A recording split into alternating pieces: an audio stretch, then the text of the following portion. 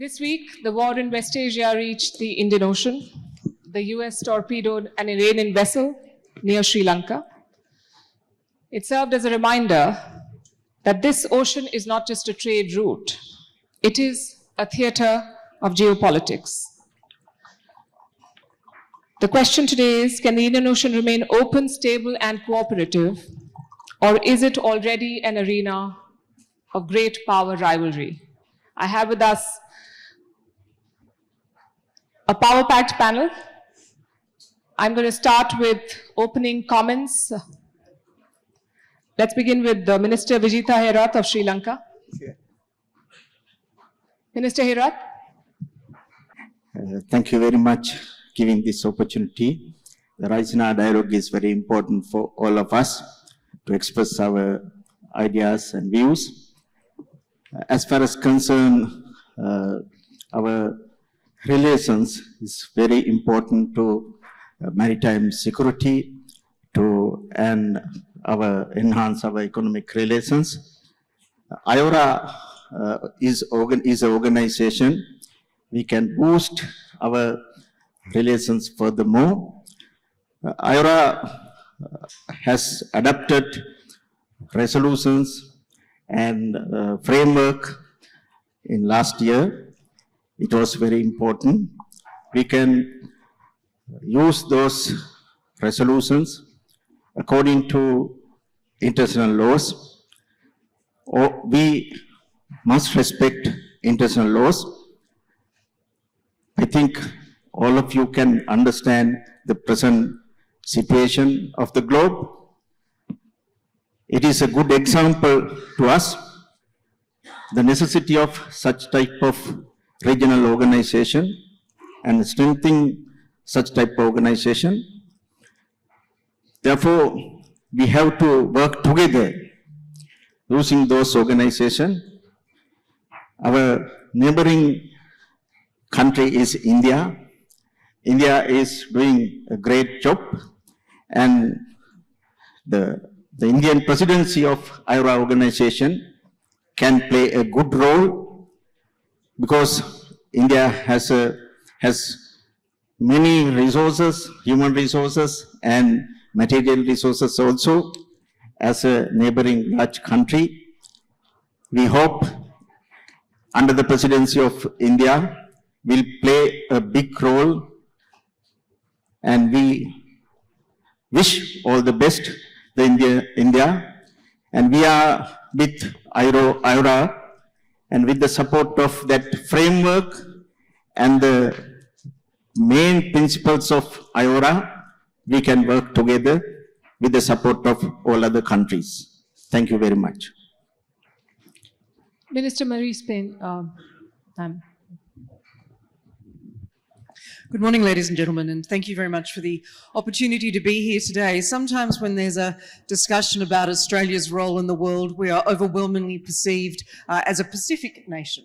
But indeed, we have the longest Indian Ocean coastline amongst all Indian Ocean littorals, and it is a very significant focus for our nation and for our governments. We see the region as very important. We've enhanced partnerships in security, in diplomacy and in economic terms over the years, including being part of the comprehensive strategic partnership that Australia and India signed with my good friend, the Minister for External Affairs at the time.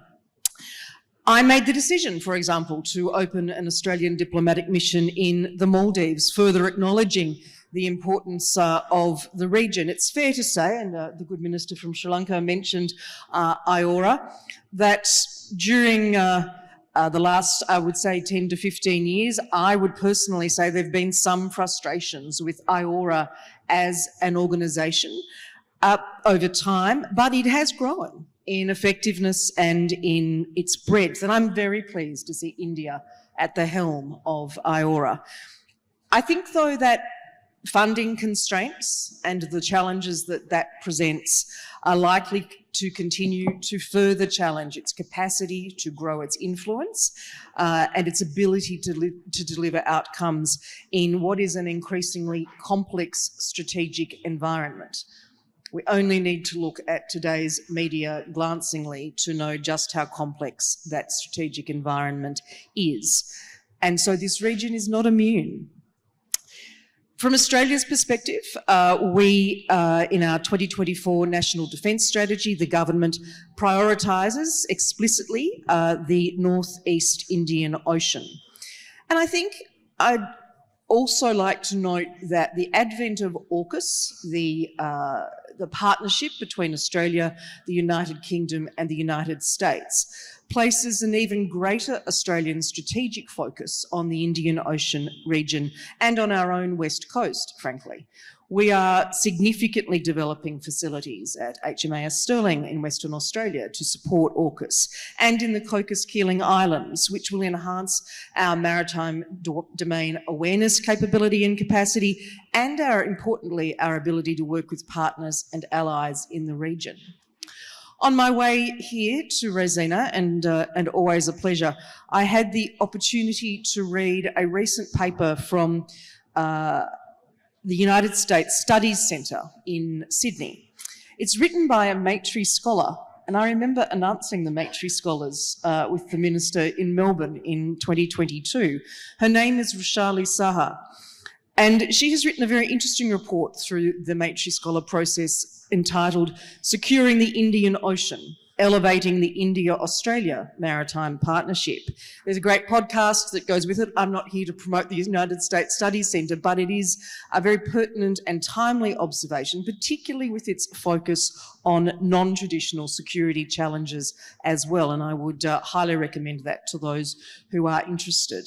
I look forward to participating in the conversation with colleagues. Minister Dhananjay Ramful of Mauritius. Thank you, Pritika. As you rightly said, that we are witnessing an unprecedented geopolitical situation, and unfortunately, the Indian Ocean is not the perpetrator of what is happening in the world, but they are the most affected. That's very unfortunate. And this is where I think there needs to be better collaboration with member states sharing the littoral coastal part of the Indian Ocean. They should regroup together. And this is where the IORA becomes important as a platform. With India acceding to the chairmanship of the IORA and India having the maritime expertise. For example, you have the Information Fusion Center that has been set up, I think, in 2018. That will help for better maritime awareness domain in the region. And there should be also collaboration with all these institutions, like I think in Madagascar you have a similar structure. In Seychelles as well, you have a similar structure. So there need to be, I think, collaboration between all these centers so that there are real-time information sharing to ensure safe navigation in the Indian Ocean. Now, but there are opportunities as well that can bring to the countries of the region, right? And we have to explore those opportunities. We need to turn our vulnerabilities into opportunities as well, right? You have, for example, the blue economy, which is important. Green investment, blue investment, technology sharing and all. But as I've said, there need to be collaboration between all these countries for us to make this place a secure place in the world. Thank you. Minister Barry for the Seychelles. Hello. Thank you very much for inviting me to the panel. Seychelles is a small island developing state,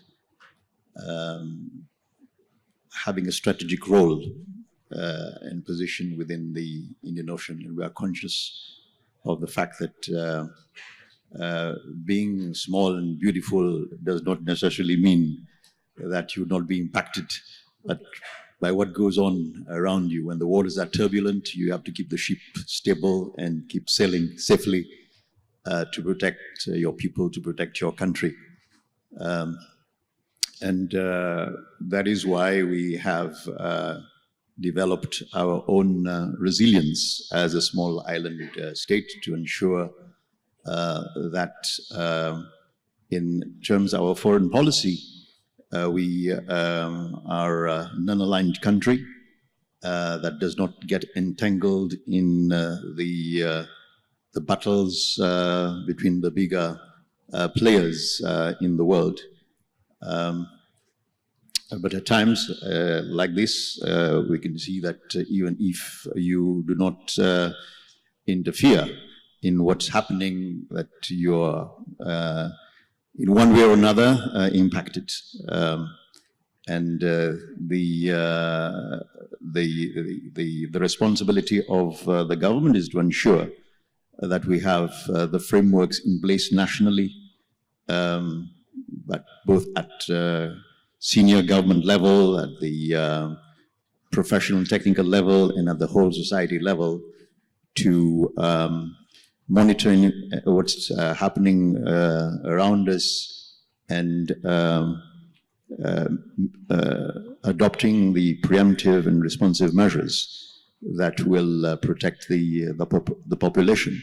So this is our first mandate to the people, to make sure that there are stocks of food and essentials and fuel, medication for the population for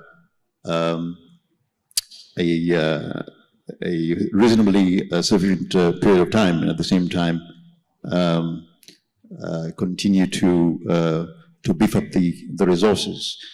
We also have a duty internationally to also collaborate with partners in the region for us to to develop our structures, our frameworks, which have been referred to by colleagues who have spoken before me.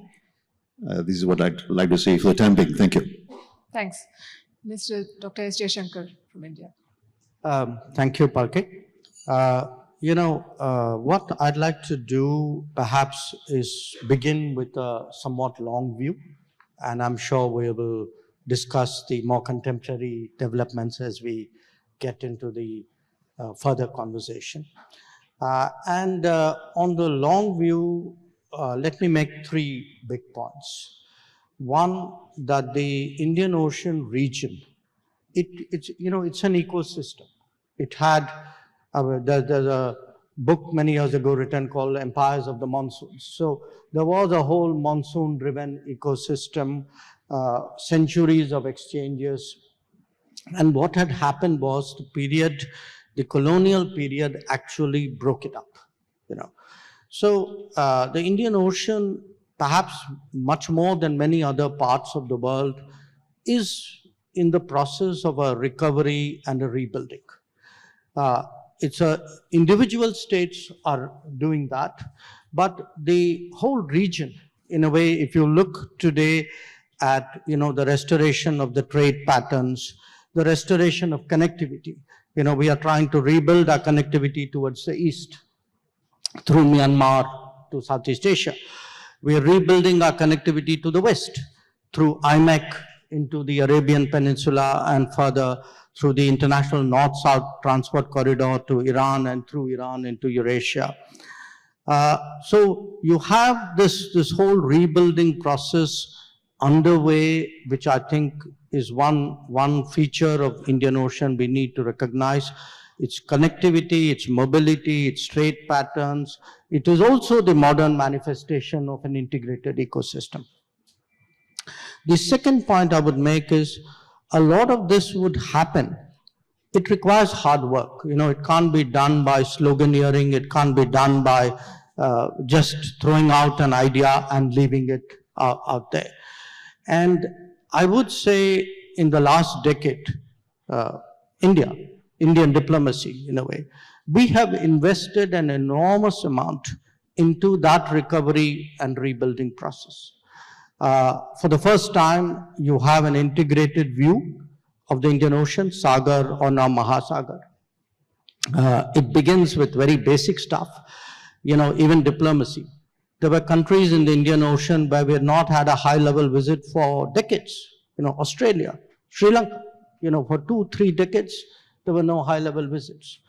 Now, if you see just the diplomatic energy over the last decade, we've done, in a way, much more than perhaps 4 or 5 decades before that.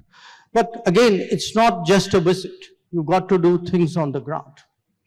So what we have done in India in many ways has been a foundation for what we try to do in our relationship with the Indian Ocean. So we have right now, for example, a unique identity card project which we are working on with Sri Lanka. We did a metro, a very successful metro project with Mauritius. We are discussing a specialty hospital with Seychelles. So, until we do projects, until we take our experiences out there, until we actually prove to them that their lives are better off by being part of a greater whole, I don't think we can build that kind of, neighborhood spirit or neighborhood watch. And, there'll be the good periods when you can plan and do it. There'll be times of stress. I mean, Sri Lanka, for example, went through that, that severe economic crisis. And the fact was finally the most substantive and the fastest support really came from India. Recently they had this, the cyclone, Ditwa. We were there within 24 hours. So the point I'm making is that if we have to build a kind of an Indian Ocean sentiment or spirit or identity, call it what you will, it's not just about broadcasting it or stating it, or it has to be backed up with resources, with work, with commitments, with practical projects, so that people know that you are actually serious about it. And here the institutions help. One colleague referred to the Fusion Center. I think all of us have a stake in it. IORA. Now, surely we can do more with IORA. I would say right now we are looking at how do we intensify IORA activities and scale it up. Or we have a proposal called the Colombo Security Conclave. So I think there are different dimensions of this. How do you build the Indian Ocean? And my third point relates to India, which is obviously, the Indian Ocean is the only ocean named after a country.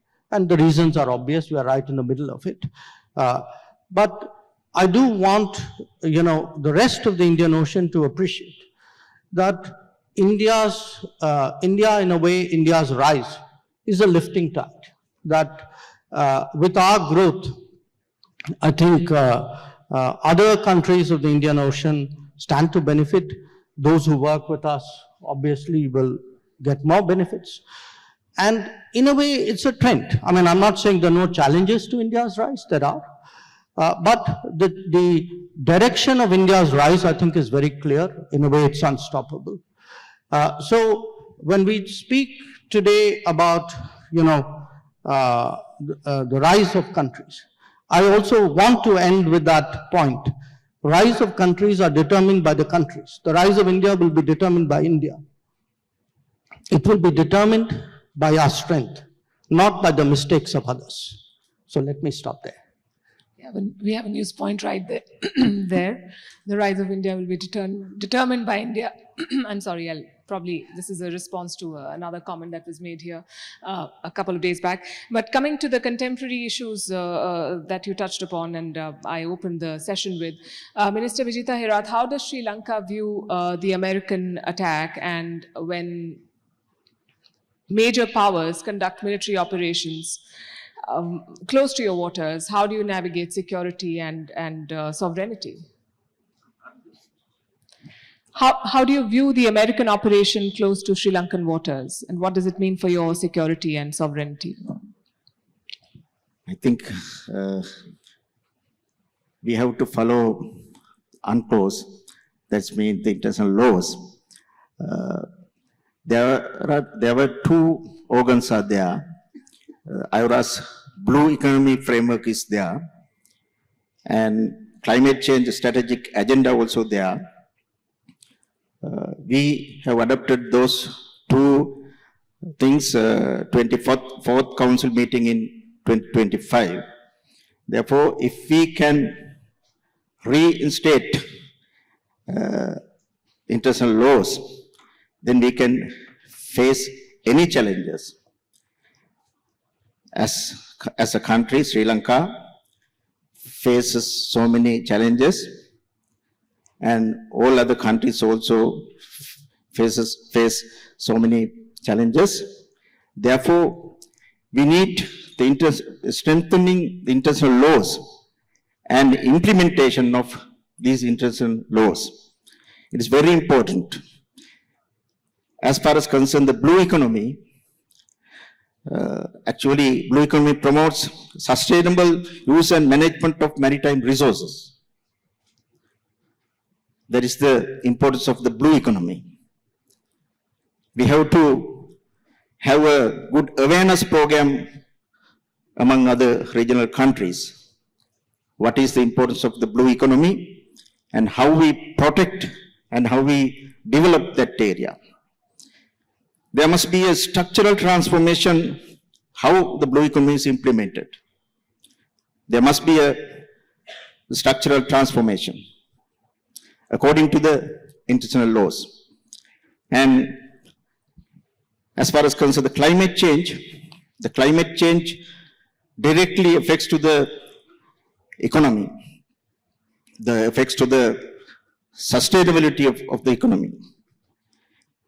As Foreign Minister Jaishankar said, Sri Lanka recently has faced the cyclone. It's a good example. Now after that, we realize how we can face such a challenge. One country cannot face this type of challenges alone. Therefore, there must be a regional organization, regional mechanism. If we face some economic challenges, if we may face some maritime security issues, we cannot face alone. Therefore, we have to face as a region, as a globe. Therefore, we have to reinstate our blue economic framework and climate change strategic action plan, agenda according to the international laws, especially UNCLOS. If all countries can follow the UNCLOS, then there is no such a situation arising. As a country, and as a country which we have faced so many challenges, we think and we are paying more attention to reinstate and implement the transformation structure to active our IORA's blue economic framework and climate change strategic agenda. That is the way we think we have to implement, and we have to take some more steps in future. As a country, we are in that stand. It's incredible how you steered clear of my question, so I'll have a short... Yeah. Short follow-up. It's a yes or no question. Yeah. Are you going to repatriate the Iranian personnel back to Iran, or are you under pressure from the US to hand them over, to encourage them to defect, sir? Yes. I want to reiterate that UNCLOS. That's why I iterate that UNCLOS, because we are following those international laws. We are taking steps that incident also, using that international laws. We are following that international laws, and we have taken all steps according to the international laws. And I think we need not support any part. We took all steps as humanitarian way. Therefore, we will take steps according to the international laws. I'll take that. Dr. Jaishankar, we too have an Iranian ship docked in Kochi with 183 sailors, and India has, I know, lots of statements have been made and conversations have been had about what's happened and India's support and help. But how do you view this overall event? And I understand that India was not politically or militarily responsible for the safety of the ship, and yet it happened very close to our borders, maritime borders. Well, I too support UNCLOS and international law. So I don't want you to have any doubt on that score. But having said that, look, here's the situation. You had these ships, and we got a message from the Iranian side that one of the ships, which presumably was closest to us, to our waters at that point of time, wanted to come in to our port. They were reporting that they were having problems. So my recollection is this was on the 28th. And on the 1st, we said, okay, you can come in. It took them a few days to sail in. Then they docked in Kochi. The ship is there. Obviously, the people on the ship, a lot of them were young cadets, that is my understanding. They have disembarked. They are in a nearby facility. So we viewed this, look, this ship, or these ships, because there were two others as well. I mean, when they set out and came here, the situation was totally different. They were coming in for a fleet review. And then they got, in a way, caught on the wrong side of events. For us, when this ship wanted to come in, and that too in difficulties, I think it was the humane thing to do. I think we were guided by that principle. And in a sense of the other ships, one obviously had a similar situation in Sri Lanka, and they took the decision which they did. And one unfortunately didn't make it. I think where we really approached it from the point of view of, in a sense, of humanity, of other than whatever the legal issues were, and I think we did the right thing. Right, and I understand India did the best that could have been done under the circumstances, but the criticism is that this happened in India's, and I'm quoting, backyard. And this is, we've said in the past that the Indian Ocean is in the Indian Ocean. So what does it mean for India's position as a net security provider in this region? No, look, I don't think, I think there's a lot of social media debates going on this. Social media, by its very nature, is a forum for very sharp, angular, sometimes extreme expression of views. I mean, people have a right to express that. But there is, I mean, please understand the reality of the Indian Ocean. I mean, the Diego Garcia has been in the Indian Ocean for last 5 decades. It's not something which happened last week or last month. There are other, Djibouti. The fact there are foreign forces based in Djibouti happened in the early first decade of this century. Hambantota came up during this period. So the idea that, somehow the Indian Ocean is limited to only the countries of the Indian Ocean, others aren't there. The Fifth Fleet is based in Bahrain. So I think people, I mean, if you're asking me a serious question, I'd give you a serious reply. If you're asking me a non-serious question, I think I'll leave it. This is a non-serious question that we are not the net security provider of the region, or are we rethinking that No, position? it is. I think any serious question has to take into account what is the ground or the water situation out there. Yeah. Okay. Since you mentioned Diego Garcia, Minister Dhananjay Ramful, we understand that the UK, after some initial resistance, has allowed the Americans to use their bases. Do you fear Mauritius being drawn into this? And to the larger point of having to deal with the spillover of conflicts that you have nothing to do with, how does a country like Mauritius deal with that? Well, this is again a clear example where it shows how vulnerable the Indian Ocean is. You see, I mentioned it earlier on, that we don't contribute, or we are not the perpetrator of what is happening in the world. But then, unfortunately, we have to pay the consequences, right? And this is where, you know, for example, India has been the coordinating country for the IORA on maritime security and safety in the Indian Ocean.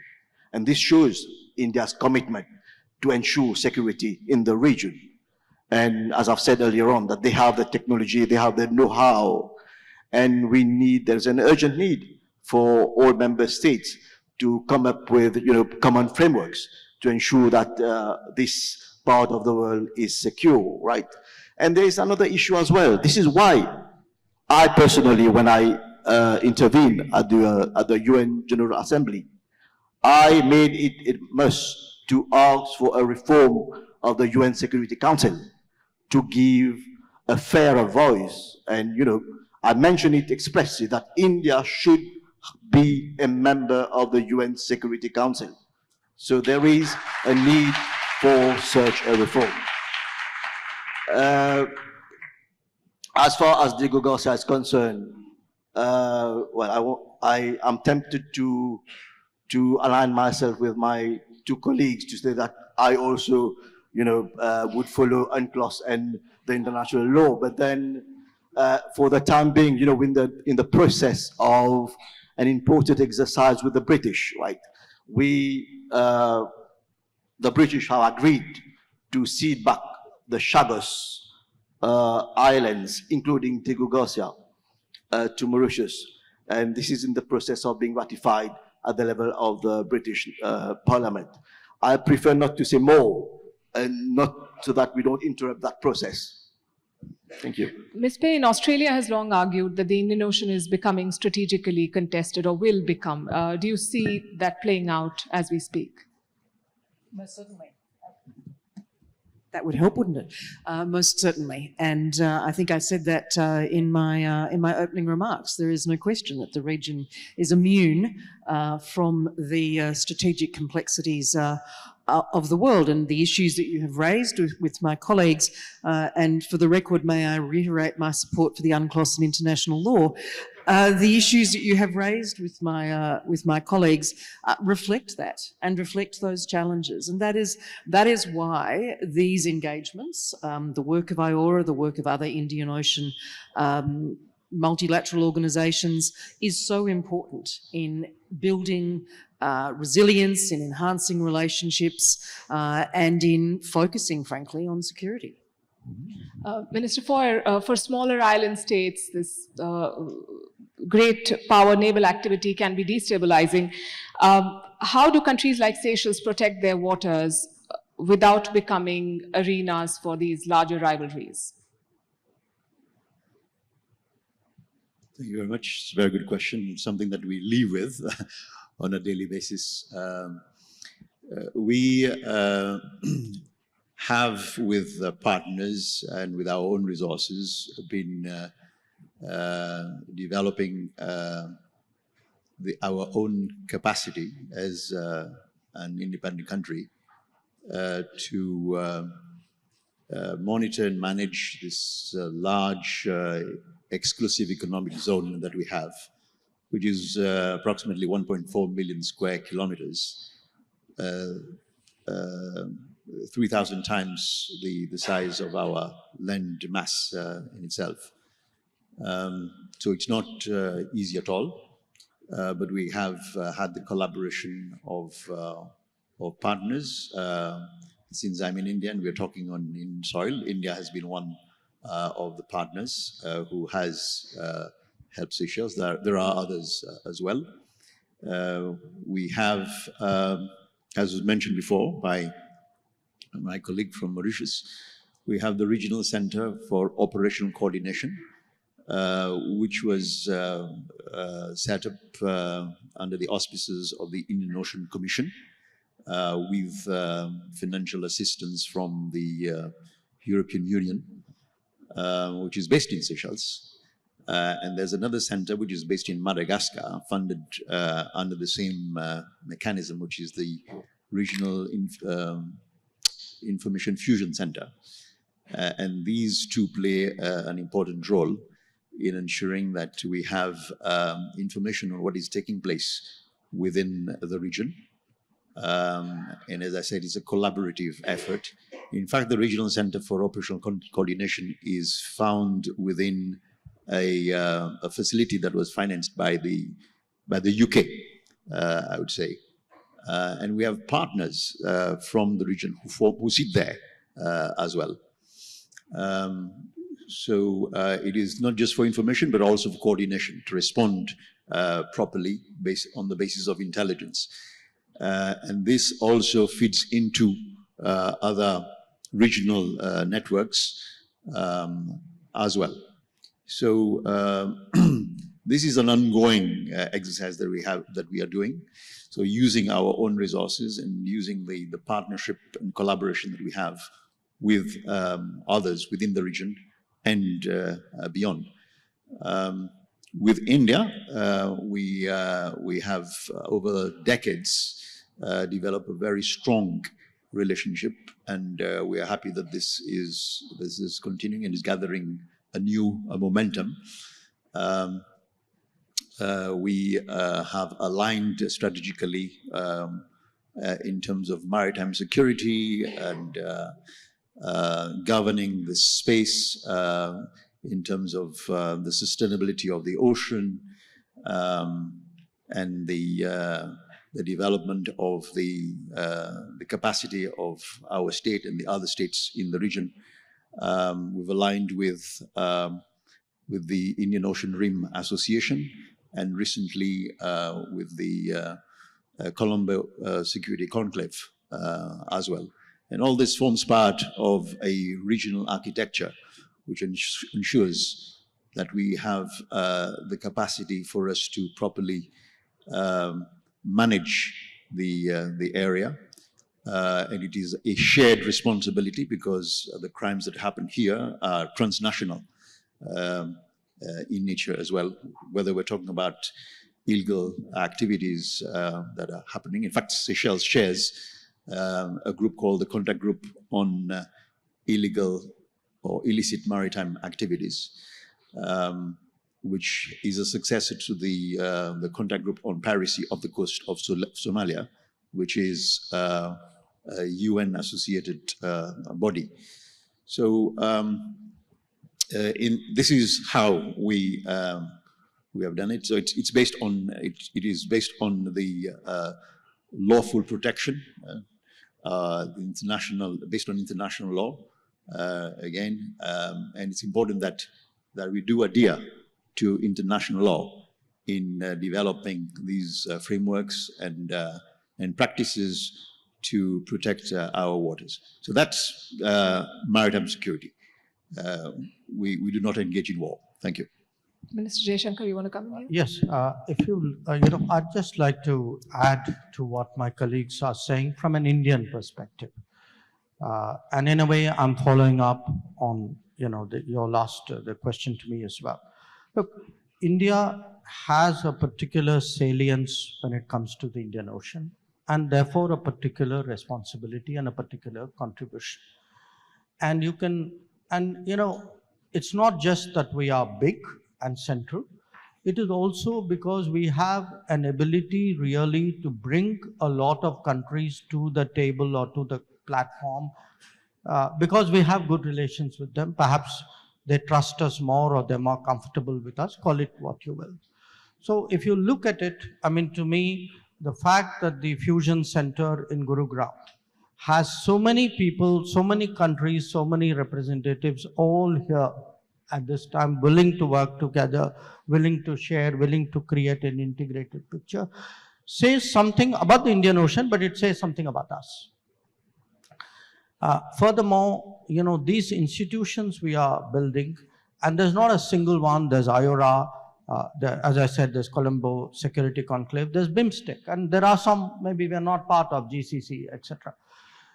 These are building blocks of what is a larger Indian Ocean. I mean, and on the other side, you have the Pacific countries as well. This is the building blocks of what is a larger sort of, I would say, composite picture. Now, beyond that, it's also the bilaterals. You know, when I look at 3 of my colleagues there, Seychelles, Mauritius, Sri Lanka, with their navies and their coast guards, we have a long history of working together. You know, many of them have ships or craft which are of Indian origin. We've done trainings together, we've done exercise together, and not just with them. I mean, we also, if you look actually at the exercises in the Indian Ocean or the Indo-Pacific, big ones, small ones, Australia is again a very important exercise partner. You see the Indian Navy or the Indian Coast Guard actually pretty much in every one of them. It's a common element. I mean, if you take the totality of maritime activities and say which country features most, we are there. And we are members, again, of RECAP, the organization based to counter piracy in Singapore. But the bottom line is, one part of it is the presence, one is the working together, but we actually practically help. We help in terms of, you know, countering the flow of drugs. We deal with IUU fishing. We deal with HADR situations. You know, we deal with oil spills. I mean, Sri Lanka had a big oil spill. Mauritius had a big oil spill. It was actually Indian vessels which went there first and helped to clean up. So the point I'm making is that, you know, when you brought up the word net security provider, yes, we are a net security provider. But that does not in itself obviate or override the realities of what is the region, because it is a region where countries other than those of the region are present in a maritime form. And the last point, and this is not a facetious point, UNCLOS. Okay, look, you must understand the importance of the Indian position on UNCLOS, because often people speak about UNCLOS in relationship to other countries. We practice what we preach. When we tell people to abide by UNCLOS judgments, we have abided by judgments which have not always been to our benefit, but we have actually, you know, if we have taken a position on an UNCLOS judgment in South China Sea, we have also taken a position on an UNCLOS judgment which applies to us, and I think that's not a small point. Indeed. Ms. Payne, more than 80% of global oil shipments and other shipments pass through these waters. We've talked about the threats that are emerging, not just piracy, but a lot more. Taking forward from the point that Minister Jaishankar made here, are regional maritime frameworks equipped to handle these emerging threats, or is cooperation still largely issue-based? Do we have a more institutionalized regional order? I think the sorts of frameworks that you're talking about and the sorts of history and activities that Minister Jaishankar has just outlined are fundamental to making sure that we are prepared and responsive and able to adapt to the changing environment. And there is no question that the environment is changing significantly, the strategic environment, and also non-traditional challenges and threats as well, which I think a number of my colleagues have referred to in their observations today. So our only option is to, in my view, constantly review those frameworks, those relationships, the partnerships, the alliances, to make sure that they are fit for purpose. Because if we don't, then we, in my view, condemn ourselves to potential failure, if not disaster, by not being ready and not being prepared. This is a constant process, and it's even more so in the 21st century, where change is so fast and so constant. And so there is no alternative for those of us who want to be significant security partners in the region. India, Australia, my colleagues here, who all have different roles in capital S security and small s security in our region. Absolutely no choice but to be constantly vigilant and ensure that we are standing up for ourselves and supporting each other. Minister Vijita Herath, Sri Lanka sits at the crossroads of major sea lanes and global interests as well. How do you balance economic partnerships with the need to avoid strategic entanglement? As far as concerned the economic balancing, there must be a good mechanism and regional cooperation, because without balancing those two factors, the climate change factors and economic growth factors, we cannot reach our targets. Though it is a challenge, but we have to do that. As Minister said that, though country is small or large, our voice is very important. Voice is very powerful. Therefore, if we are going to balance those two factors, we too have prepare a good mechanism for that. There are some ways to do that, but it is not sufficient. That's why people are suffering a lot, because we have to think about normal people's livelihood activities.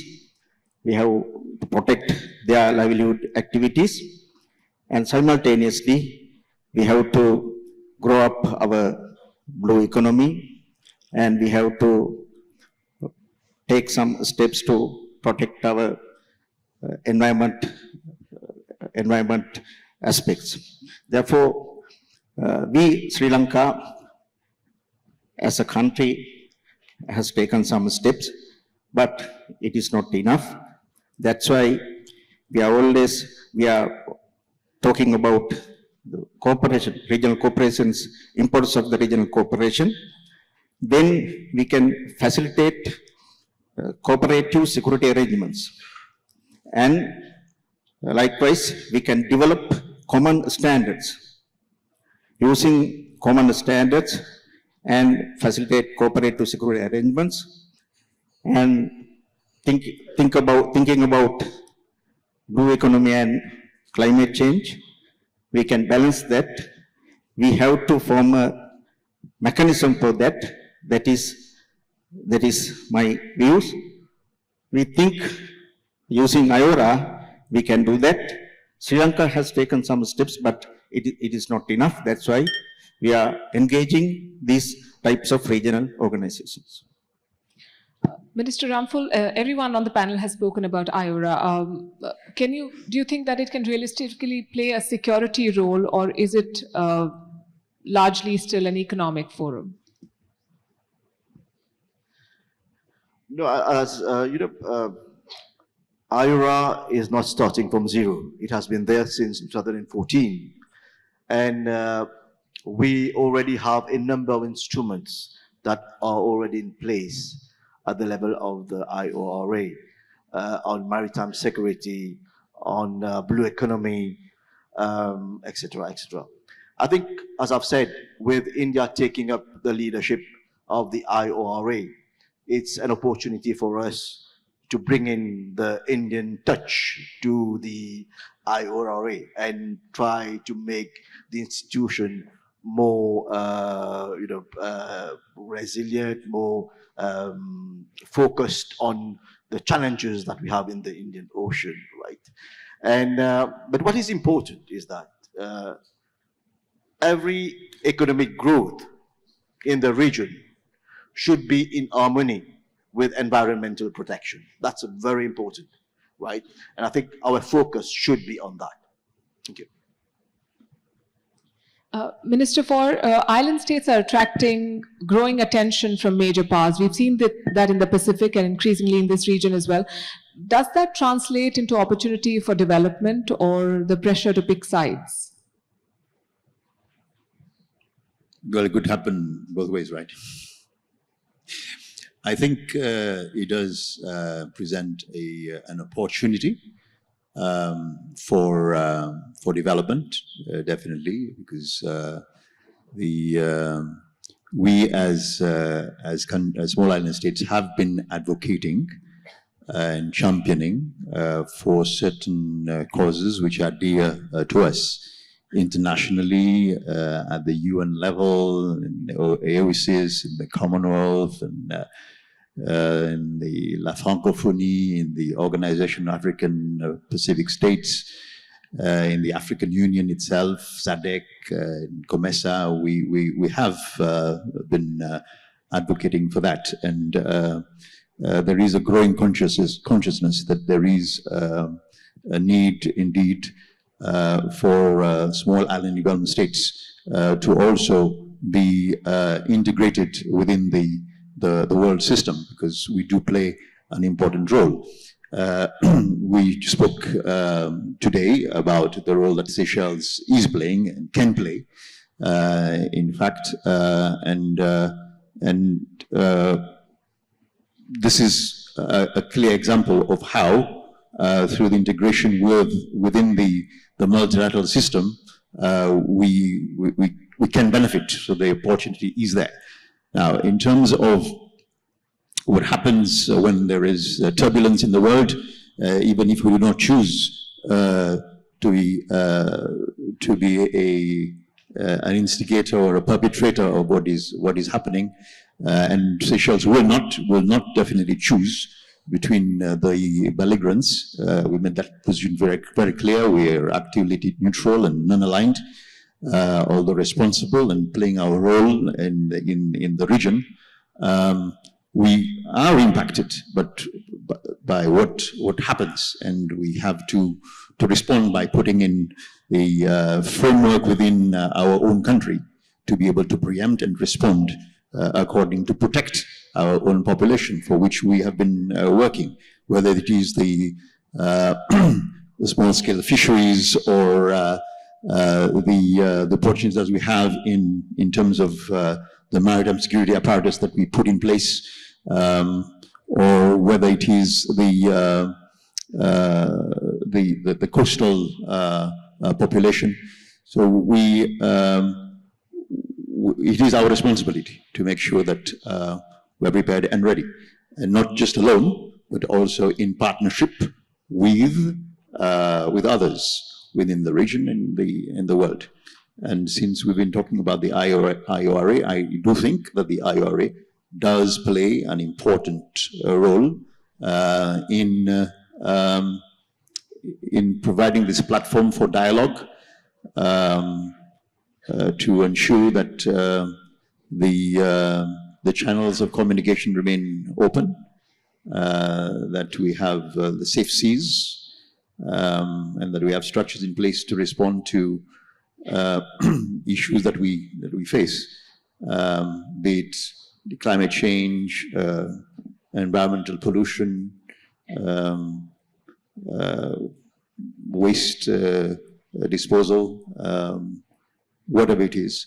And we are going in the right direction. And I also do think that the Indian chairmanship of the IORA does provide us with a fantastic opportunity for us to move further in that direction, converting declarations into practical operations that will concretely benefit the member states of the region, including small island developing states. Thank you.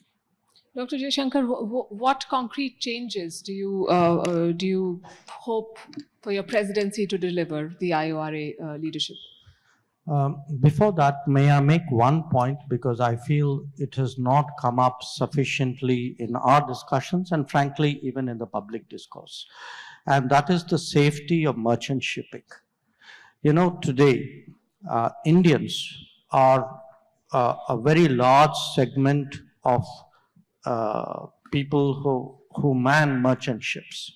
So every time there is an attack on a tanker, on vessels carrying goods, it is very likely that all or part of that vessel is actually manned by Indians.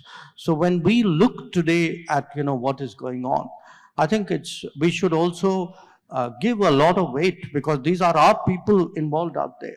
I mean, we've had fatalities in the last few days. I mean, among the tankers which have been attacked, we've had in 2 tankers Indian nationals who have died. And I think there's got to be adequate recognition in this country about the interests of our people, the merchant mariners, and what we could be doing really to secure them or to safeguard them. And a lot of our approach to the crisis is actually driven by the fact that we have a community of 9 to 10 million people residing in the Gulf. Their well-being is a factor, just as merchant shipping, the well-being of merchant shipping, tanker traffic is a factor. And it's not, again, just a matter of expressing concern. For the last 2 years, in fact, when the Houthis were busy attacking shipping, we had actually deployed our Navy in the Northern Arabian Sea. Again, in line with our independent political stance, the Americans had an operation called Prosperity Guardian. We worked independently of it. We coordinated with what the US was doing, but we coordinated with Europe, we coordinated with some of the regional navies. So, at the end of the day, a lot of this comes down, countries are in it, they have interests, they have people, they have economic or energy concerns out there. And I think it's natural that our policies eventually will take all of that into account. And I just felt that the merchant marine part has not really got the prominence that it did. On your IORA question, absolutely, we would like really to put in more resources into IORA activities. I don't think it's an organization which can take on security role. It was never envisaged as such. It has among its members countries who sometimes are at odds with each other as well. So often security organizations need a certain convergence, a very strong convergence of interest. That may not be the case, but we still think, despite all that there is a case for doing more in IORA, more projects, more common activities, more experience sharing, more training. And this is something we intend to do. Ms. Payne, what are the expectations from India's leadership in this group and in general in the region? And what are the challenges as you foresee it? Because it is a contested region. I'm not sure it's for me to answer what the expectations are for India's leadership. India is a natural leader in the region, demonstrates that on a regular basis in its strength of partnerships with allies, with partners, strategic and otherwise, in its participation globally, not just in the Indian Ocean region. It is a very important partner for Australia at multiple levels. Minister Jaishankar referred to some of the military-to-military engagements that India engages in and other maritime engagements with our friends in Sri Lanka, in the Seychelles, in Mauritius. I'm immensely proud of the relationship between the Australian Defence Force, particularly the Navy, with India and their counterparts.